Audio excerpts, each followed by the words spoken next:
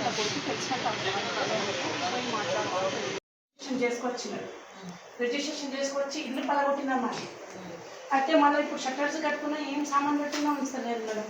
Land ఎవరిని? మా అత్తది మా గవర్నమెంట్ ల్యాండ్ అని చెప్పి. గవర్నమెంట్ ల్యాండ్ మా గవర్నమెంట్ ల్యాండ్ పెట్టుకుంటున్నాను.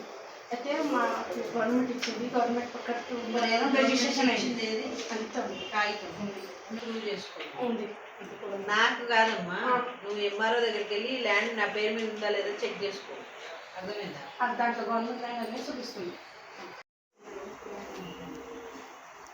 సరే, మహిళా పోలీస్ స్టేషన్కి వెళ్ళండి. అక్కడ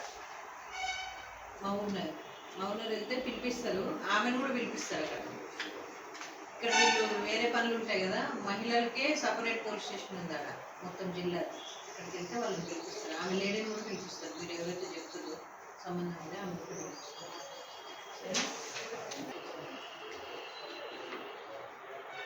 ఏం చిట్ ఫండ్స్ ఇది?